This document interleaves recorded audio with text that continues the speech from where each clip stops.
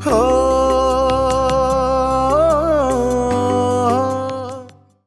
তারে বলছি সে 24 ঘন্টা আজে বাজে মাইয়াগুলোর লগে ফেসবুক মেসেঞ্জারে কথা বলে, এই জন্যই তার ফোনটা আমার কাছে রাইখা দিছে। আমার কি একটা সর্বনাশ করলো। আপা, আপনারা কোনোদিন দেখছেন আমি কোনো মায়াগুর লাগে আমি সেটিং করে আমি ফোনে কথা বলি? কোনোদিন দেখছেন? আপনারা কইতে পারবেন? এইসব আর বলে কোনো লাভ নেই। তোমার বউ তোমার সর্বনাশ করে দিয়েছে। এখন ভাবি তোমার কি বিচার করবে সেটা তুমিই বলো। বল্টু আর পাপিয়া, তোমরা দুজন ভাবির ডিসিশন শোনো। ভাবি স্পষ্ট বলে দিয়েছে তুমি যদি এই বাড়িতে চাকরি করতে চাও তাহলে তোমার বউকে নিয়ে ভাড়া বাসায় থাকতে হবে বাইরে। প্রত্যেকদিন সকালে কাজে আসবে, আবার রাতে বাসায় চলে যাবে। এটা কি বলেন আপু? আমি তো কোনো দোষ করি নাই। এখন আর এইসব বলে কোনো লাভ নেই ফটিস্টুফাই। তোমার আগে উচিত ছিল তোমার বউকে সাবধান করা, কিন্তু তুমি সেটা করতে পারোনি। সেই ক্ষেত্রে তুমি ব্যর্থ হয়েছো। এখন বেশি কিছু বলতে গেলে তোমার চাকরিটাও থাকবে না। সো যেটা বললাম তুই সেটা শোন। তুই যদি চাস তো চাকরিটা বাঁচাতে, তো তোর বউকে নিয়ে বাইরে ভাড়া বাসায় থাক। নিজেদের সমস্যার সমাধান এখন নিজেরাই কর। আসো।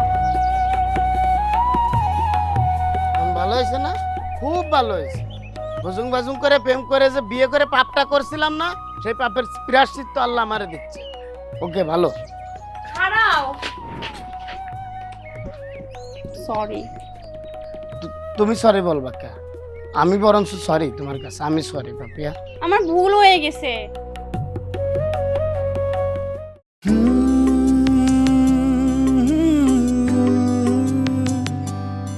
ওরে দুঃখ সুখের এই দুনিয়া, স্বপ্ন ভাঙে ভালোবাসার, চারিদিকে কষ্টের পাহাড়, পাশে নাই তার কে।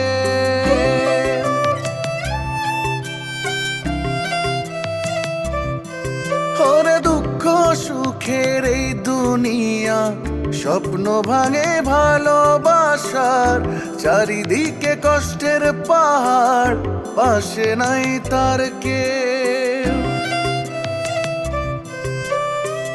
আশার মশাল জ্বালিয়ে ধরে, আশার মশাল জ্বালিয়ে ধরে, উকিল বাড়ির বউ, উকিল বাড়ির বউ, সে যে উকিল বাড়ির বউ, উকিল বাড়ির বউ।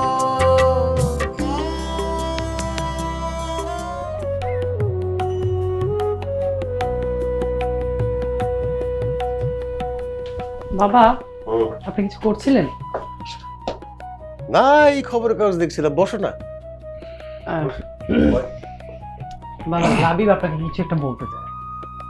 কি বিষয়ে? না মানে বাবা, বলছিলাম কি, যেটা ঘটে গেছে সেটা তো শোধরাবার উপায় আমাদের হাতে নেই। তবে তাকে শৃঙ্খলার মধ্যে ফিরিয়ে আনার লাস্ট একটা চেষ্টা তো আমরা করতেই পারি। বুঝতে পারছি। আসলে একটা মানুষ যে ফ্যামিলিতে যে পরিবেশে বেড়ে ওঠে, সেই ফ্যামিলির কালচারকেই সে উপজীব্য করে বেড়ে ওঠে। সেখানে কারো কিছু করার থাকে না। আর কেউ যখন কাউকে অন্য ফ্যামিলি থেকে পিক করে, তার উচিত তাকে সতর্ক করে দেয়া। অন্তত এই বিষয়গুলো যাতে তার মাথায় থাকে, না হলে অনেক বড় বিপর্যয় হতে পারে।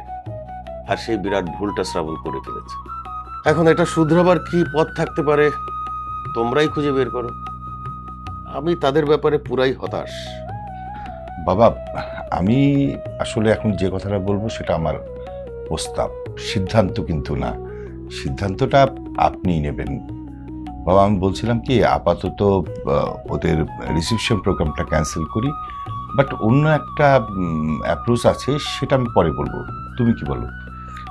জি বাবা, এই মুহূর্তে এই সিচুয়েশনে শ্রাবণের রিসেপশন করার পক্ষপাতী আমিও না। আমার মনে হয় আগে ওদের দুইজনের সাথে কথা বলা উচিত। কথা বলে ওদের বিষয়টা সর্ট আউট করা উচিত। বিকল্প সিদ্ধান্তটা কি সেটা বলো তো শুনি। বাবা, বিকল্প সিদ্ধান্তটা শোনার আগে আমি একটু শ্রাবণের ওয়াইফের সিচুয়েশনটা, বর্তমান সিচুয়েশনটা একটু আপনাকে বলি। সে সারাদিন ঘুমাবে, সে উপর থেকে নিচে নামবে না, খাবার খেতে ডাকলেও সে নামবে না। পাপিয়াকে দিয়ে আমি খাবার পাঠিয়েছিলাম উপরে ওর খাওয়ার জন্য, সেটাও সে খায়নি। পাপিয়ার সাথে যাচ্ছে তাই ব্যবহার করছে। না খেয়ে থাকে কিভাবে? না খেয়ে থাকে না তো বাবা, ওর যখন ইচ্ছা হয় ফ্রিজ খুলে ও যা পায় তাই খেয়েও আবার ঘুমিয়ে পড়ে। শ্রাবণ ওকে বরিশাল রেখে আসা কথা বলতেই সে নাকি ক্ষিপ্ত হয়ে তাকে মারতে বসেছিল। কি বলিস, এত ভয়ঙ্কর অবস্থা। তোদের ওই বিকল্প প্রস্তাবটা কি সেটা বল আগে শুনি। না বাবা, মানে মানে আমার কাছে মনে হয় যে ওরা দুজন নানা সমস্যায় ট্রমার মধ্যে আছে। এই ট্রমাটা কাটাতে ওদের দুজনকে একটু দেশের বাইরে পাঠালে ভালো হতো না? কাইন্ড অফ হানিমুন বাবা, ধরেন এটা যদি ওরা হানিমুন হিসেবে নেয়, দুজন কিছুটা দিন কাছাকাছি সুন্দর কোনো জায়গায় থাকে, আমার মনে হয় এটা এক ধরনের ওদের দুজনের মধ্যে এক ধরনের বন্ডিং তৈরি হতে পারে।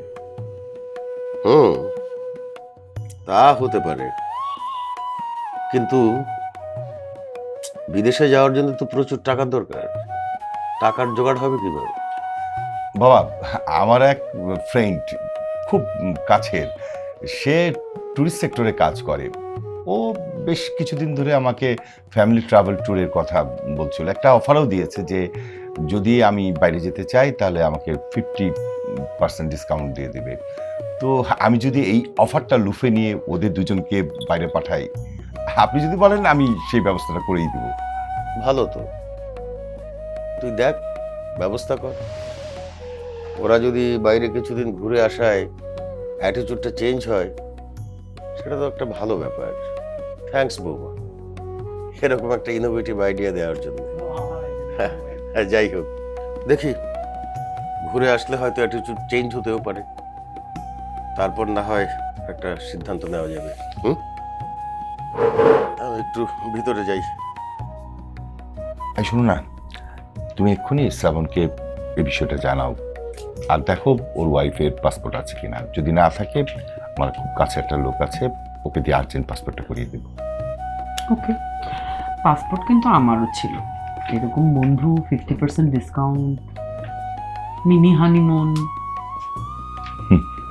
আমি তো বারবার চেষ্টা করি, কিন্তু তুমি উকিল বাড়িতে থাকো, উকিল বাড়ির বউ, উকিলের প্যাচগোছ সামলাতে সামলাতে তুমি তো আমাকেই ভুলে গেছো। দেখা যাবে।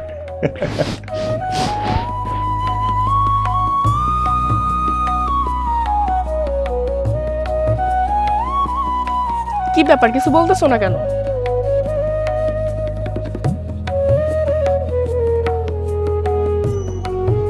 কি কমু, কথা কর কোনো জায়গা রাখছে? হ্যাঁ, তোমার বাপে ভরা মজুরি কি করলো? মানলাম আমার বাপের দোষ, কিন্তু তোমার বাপে কামটা করছে কি? তোমার বাপে ভরা মজলিসের মধ্যে এটা কি করে বইছে? আমার বাপে উচিত কামই করছে। তোমার বাপ তো একটা ব্যাক কল, এর মতো ব্যাক কল জবাব, এটাই ঠিক আছে। যেমন বাপ তেমন তার বেটা, উচিত কাম করছে না? এখন তোমার বাপের কও আমারে তোমার বাড়িতে উঠাই নিতে। তোমার বাপে যে কাহিনী করছে সেই সুযোগ তো তোমার বাপে নষ্ট করে ফেলাইছে। এখন তো আমি তোমার আমার ভবিষ্যৎ নিয়ে চিন্তা করে গেছি গা। চিন্তার কিছু নাই, আমার বাপে আমার বিয়া ঠিক করতেছে, করুক। আমার বাপে যেই পাত্র লগে আমার বিয়া ঠিক করে, ওই পোলার লগে আমি বিয়া করে তোমার চোখের সামনে দিয়ে সুসুর করে চলে যাবো। এটাই তো তোমার মনের আশা না? এখন তোমার মনের আশা পূরণ হইতাছে। তাই না? এই বকুলে জীবন থাকতে তোমার বাপের এত বড় সাহস হয় জানে তোমার আরেকজনের সাথে বিয়া দিতে। তুমি দেখে রেখো। ওরে বাবা, এত সাহস না? জি। এতই যদি সাহস থাকে তাহলে তোমার বাপেরও কও তোমাকে বাড়িতে আমার উঠায়নি। তোমার কি মনে হয় তোমার বাপের আমি ডরাই? মোটেও ডরাই না। আমি চাই সুন্দর করে সবকিছু, কারো মান সম্মান ইজ্জত নষ্ট করতে চাই না। তোমার বাপে যেই কাম করছে, কোনো কিছু আর সুন্দর হওয়ার চিন্তা করো না। তুমি না বারবার খালি আমার বাপের কান্দের মধ্যে দোষ চাপাইতেছো। আমার কিন্তু মেজাজ খারাপ হইতেছে মুস্কান। সব দোষ তোমার বাপের, সেটা তুমি বুঝো না? সে যে টাকার লোভে এই ঘটনাগুলি ঘটাইছে, সেটা তুমি বুঝো না বুঝার মান করতেছো কেন? শোনো, আমার বাপে যা করছে তোমার বাপে আরো সেটারে ফুসলায়া পানি ঘোলা করে ফেলছে। আমার বাবা একদম ঠিক কাম করছে। ঠিক করছে না? হ্যাঁ, ঠিক করছে। একদম চুপ। তুমি চুপ করো। তুমি চুপ থাকো। তুমি চুপ থাকো। চুপ চুপ, তুমি একদম চুপ, কোনো কথা কইবে না। তোমার না কোনো কথা নাই আমার। কথা নাই না? না, কথা নাই। আমি তাহলে গেলাম। হ্যাঁ, কারো যদি যাইতে মন চায় সে যাইতে পারে। সত্যি জায়গা কিন্তু। না, তুমি যাও না। আসলে যা হয়েছে আর কি কমু, তুমি আমার ছেড়ে যদি চলে যাও তাহলে আমার কি হবো? তাহলে সরি বলো। তুমি আগে সরি কো। মাইয়ারা কখনো সরি কয় না। আচ্ছা ঠিক আছে, সরি। আচ্ছা, আমিও সরি। ঠিক আছে। মেম্বার সাহেব, আজকের আয়োজন সব ঠিকঠাক ছিল তো? একদম পারফেক্ট ঠিক। আর অনেক দূর থেকে আনাইছিলাম, সবার হয়েছে না? একেবারে ইনশাআল্লাহ। না ভালো, ভাবি কিন্তু টের পাইনি। তাই না? কই গো, আসো না কেন? দেখো তো, ওই যে অটো দাঁড়িয়ে আছে। এই যে ভাইজান, আসছি আসছি। কি গল্প করতেছিলাম ভিতরে? না ওরকম কিছু না, এমনিতে। ভাবি আজকের আড্ডাটা ভাল লাগছে না? জি ভাবি, অনেক ভাল লাগছে। আর এর জন্য আপনারে অনেক অনেক ধন্যবাদ, কারণ এই কৃতিত্ব আপনারই, আপনি আমারে বুঝাইছেন। সত্যি কথা কইছে মেম্বার সাহেব, আপনার নাতিন। হ্যাঁ হ্যাঁ, নাতি। আরে একটা কথা কয়বার কই, কি? আমার সুন্দরী বউ আর কি। সরি, হ্যাঁ কিছু মনে করেন না। তোমার একটু দাওয়াত তো আমাকে দেওয়া উচিত না? আরে হ্যাঁ, ওইটা তো আমি ভাই রাখছি। ভাইজান, পরের পার্টি কিন্তু আমার বাসায়। আরে বলেন কি, অবশ্যই আসবো। কি কর ভাবি, ঠিক আছে না? হ্যাঁ ইনশাআল্লাহ। জান, যে অটো দাঁড়া আছে জান। চলো আসি। ওকে, আল্লাহ হাফেজ, আচ্ছা, আচ্ছা, ভালো থেকে। চলো চলো চলো চলো চলো। জানো, মেম্বার সাহেব দেখলে আমার খুব হিংসা হয়। কেন? মানে দেখো না, এই বুড়া বয়সে কেমন একটা সুন্দরী বউ নিয়ে ঘুরতেছে। আজকে এত সুন্দর একটা পার্টির পর না এমন কিছু কয়ও না যাতে আমার মেজাজটা খারাপ হয়ে যায়। না না না, মেজাজ খারাপ করার কিছু বলতেছি না তো, আমি বলতেছি যে মেম্বার সাহেবের কপালটা মানে অনেক তোমার বড়। কপাল মনে হয় কম খারাপ, আমারই দেহ আর তোমার দিক তাকাও তাইলে বুঝতে আর- পারবা। আমি তো তোমার নিয়ে ফিক্সড হয়ে আছি, কিন্তু সেকেন্ড জায়গাতে যাইনি এখনো। আর উনি তো 7 নম্বর গেছে গিয়া। আমি তো মরে গেছি যে তুমি 7 নাম্বার 8 নাম্বার খুঁজতেছো। আগেগুলো তো মনে নেই, এখনো আচ্ছা আছে তো। শুনো, এইসব কথা বাদ দাও। হুম। আমি যেটা কইতে চাইতেছি তোমারে, দেখো আজকে কত ভাল লাগছে না? আমরা আড্ডাবাজি করলে আমরা নিজেরাই করি এরকম। হ্যাঁ, না না, এটা ঠিকই আছে। এখন থেকে আমি ডিসিশন নিয়েছি যে আমি কোনো সময় আর বাইরে যাব না, একা খাবো না। যাই পার্টি টার্টি হয়, আমরা সবাই একসাথে মিলেমিশা বাসার ভিতরেই করবো। মনে থাকবে, আর কোথাও যাবা না। নো, সত্যি কথা। সত্যি। চলো।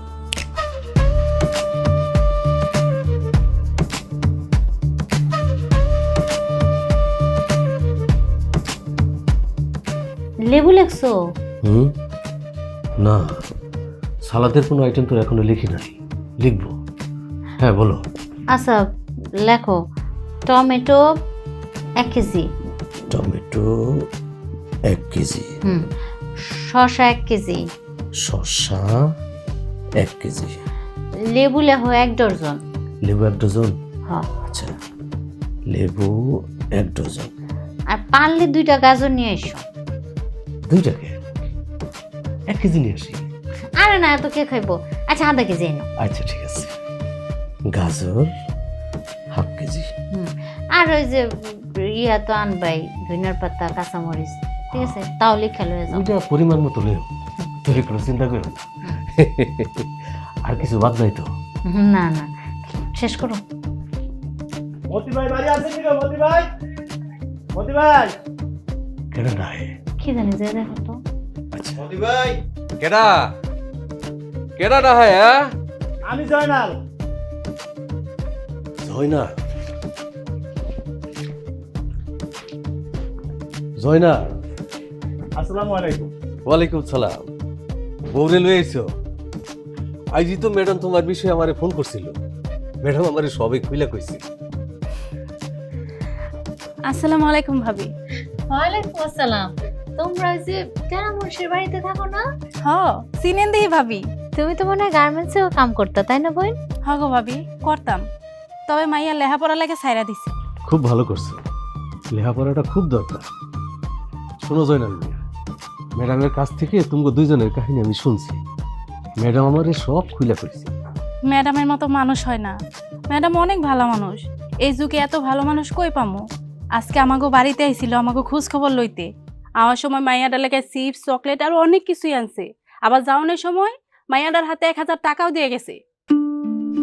আসলে ওনার মতো ভালো মানুষই হয় না। আমারও খুব ভালোবাসে। আমার সংসারটা তো এর জন্যই টিকা রয়েছে। কালকে অবশ্য আমি উকিল বাড়ির সবাইরে আমাকে বাড়িতে দাওয়াত করছি। শোনো জয়নাল মিয়া, তুমি কোনো চিন্তা করো না।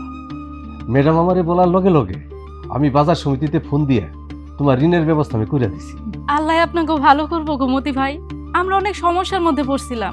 কাইন্দেন না গো ভাবি, আল্লাহর উপর ভরসা রাখেন।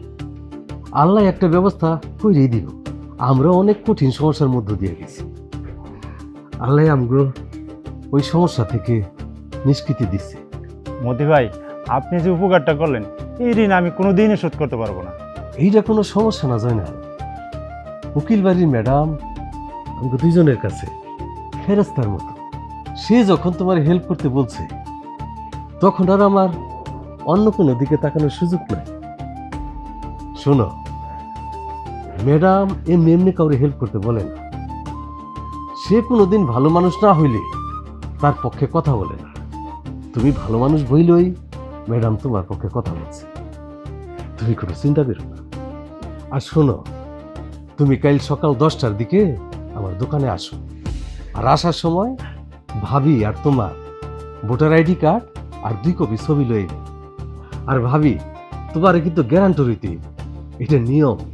আচ্ছা মতি ভাই, তাহলে আপনাকে আর সময় নষ্ট না করি, তাহলে আমরা যাই।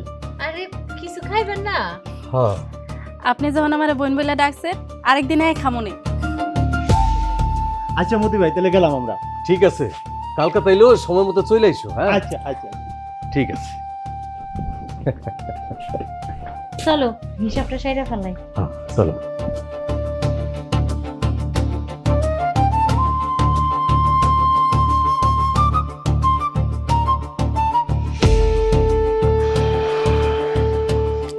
কি হুম? প্রাণপ্রিয় ভাবি ডেকে নিয়ে গিয়ে কি বললো ইমার্জেন্সি? আচ্ছা শোনো, তোমার কি পাসপোর্ট রেডি করা আছে? পাসপোর্ট? হুম। হ্যাঁ, ওই যে বড় আপা ট্রিটমেন্টের জন্য ইন্ডিয়া যাবো বলে পাসপোর্ট রেডি করেছিলাম, পরে তো আর যাওয়া হয়নি। গুড। কেন? আচ্ছা শোনো না, আরে কথা আছে, শোনো। কি? ওই ভাবি আমাকে ডেকে বলছে যে ভাইয়ার একটা ফ্রেন্ড তাকে থাইল্যান্ডের কাপল ট্যুরের একটা প্যাকেজ দিছে, মানে ডিসকাউন্টে পাইছিল, বুঝছো? তো এটা ভাবি আমাদেরকে দিতে চাই, মানে আমাদের গিফট হিসেবে হানিমুনের জন্য। তো তুমি কি বলবো, তুমি যেতে চাও? যেতে চাই মা, একসাথে যেতে চাই। যাই, আমি ভাবিকে তাড়াতাড়ি করে একটা থ্যাঙ্কস দিয়ে আসি। আরে দাঁড়াও দাঁড়াও, কি? এখন যেতে হবে না তো, লাফাতে হবে না, একটা কথা আছে। আবার কি? না মানে বলতে চাচ্ছিলাম, ভাইয়া একটা রিকোয়েস্ট করছে, মানে ভাইয়া বলতেছিল যে এই ট্রাভেলে গেলে তো আমাদের অনেক খরচ হবে, তাই না? একটা লম্বা একটা ট্যুর, 7 দিনের বা 5 দিনের। সো ভাইয়া বলতেছিল আমাদের যে রিসেপশনটা আছে ওইটা একটু যদি পোস্টপোন করা যায়, মানে একটু যদি পোস্টপোন করতো তাহলে একটু সুবিধা হতো আর কি। তো এই বিষয়ে তোমার কি মত, কি বলবো? আমার কি মত? পরে করব, এটার কোনো প্রয়োজনই নেই এখন। ফার্স্ট প্রায়োরিটি হচ্ছে আমার কাছে হানিমুন। আমার একটা স্বপ্ন পূরণ হতে যাচ্ছে, হানিমুনে যাচ্ছি আমরা। আমি আব্বু আম্মুকে গুড নিউজটা জানিয়ে আসি। আচ্ছা, কদিনের মধ্যে যাচ্ছি আমরা? এ তো ধরো within 7 days। Okay, that means within 7 days we are flying. Shrabon, আমার হাতে একটা চিমটি কাটো তো। কেন? আরে বললাম কাটোই না। আরে বাবা, আচ্ছা ঠিক আছে। তার মানে আমি স্বপ্ন দেখছি না, এটা বাস্তব, বাস্তবেই আমরা যাচ্ছি। ইয়েস, তুমি হ্যাপি?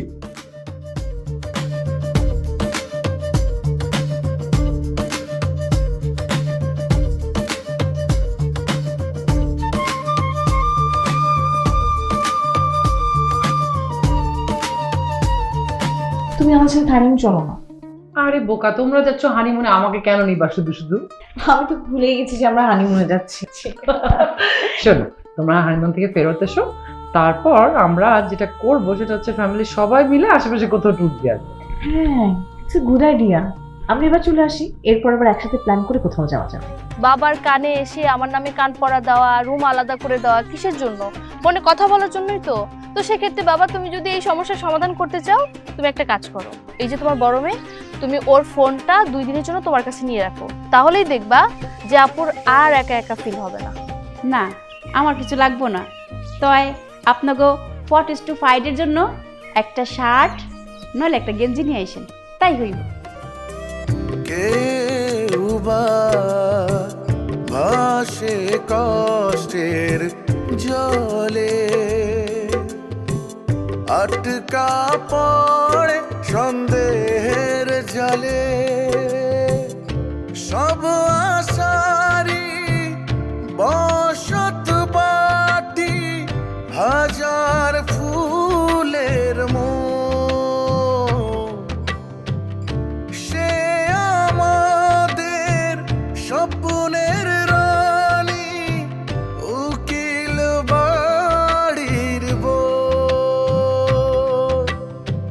আশার মশাল জ্বালিয়ে ধরে, আশার মশাল জ্বালিয়ে ধরে।